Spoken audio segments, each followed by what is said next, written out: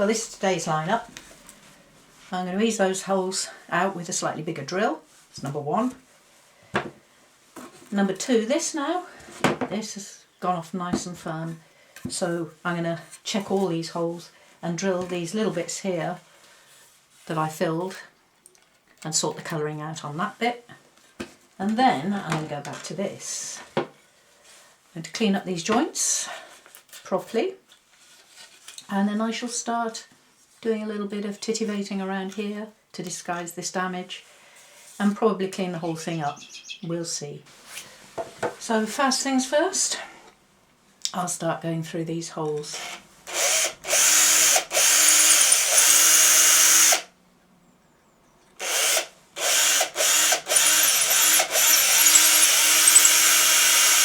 Finally getting an idea of what the finished thing's going to look like. You spend so much time with these big projects, concentration on just one bit or another bit, that you lose sight of the whole thing. But you can see now, this is nearly there. That's all drilled out now. These are all cleared, drilled out. I've done this repair here, I've sorted that out. So my next job is to clean these two down, rub these back a little bit, and then get them all to one colour, one finish, ready to go back in the chair. So this is a final clean up now.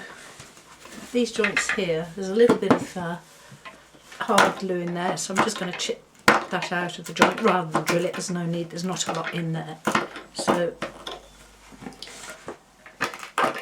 it's got so hard and brittle now that it's just chipping off. So at least that'll give me hopefully a clean joint. There we go. Clean joint to go into. Yeah, that's more or less it.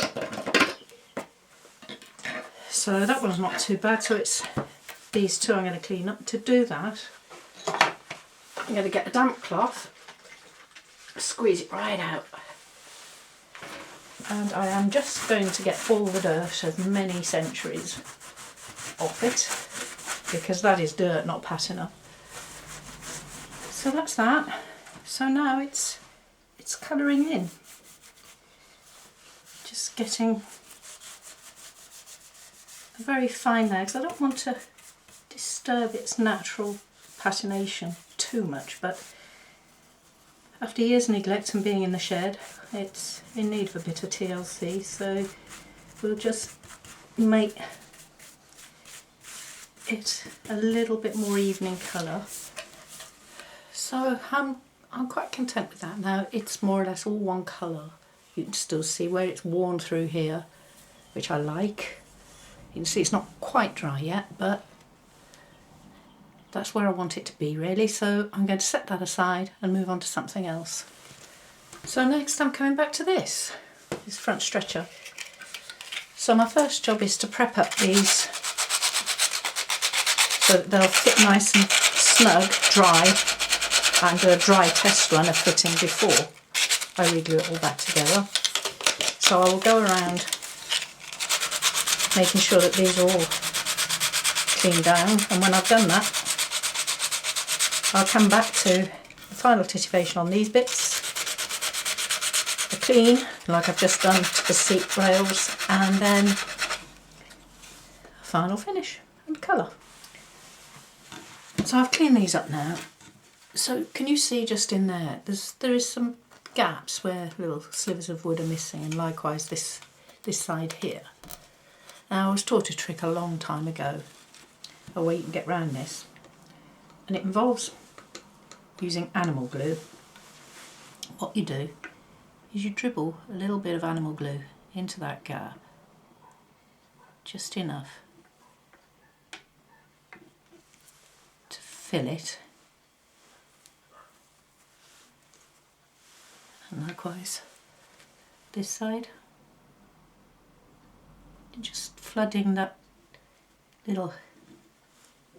those areas there with the animal glue, making sure that it gets into the gap, and then take off the excess so it just stays where I want it to be. A bit more of that.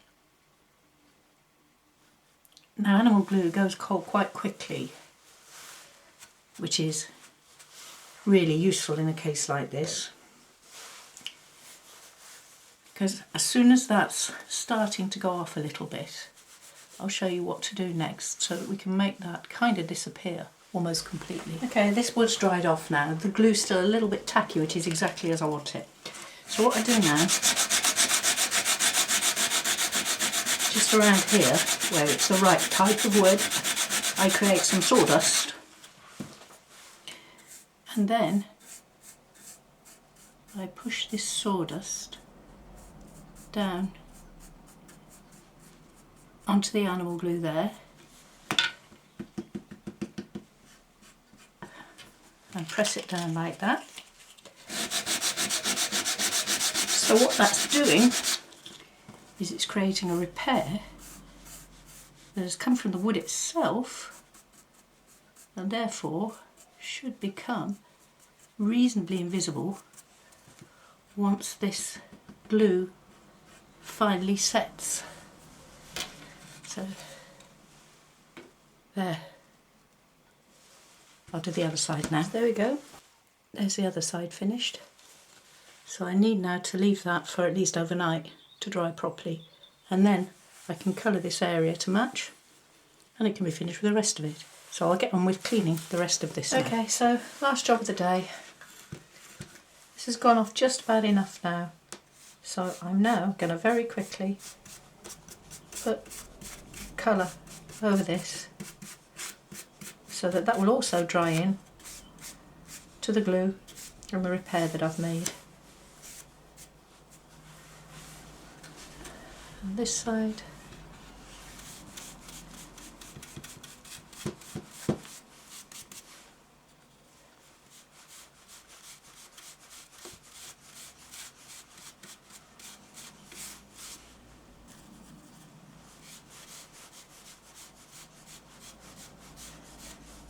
So by tomorrow, when that's all dry, I can seal that in and hopefully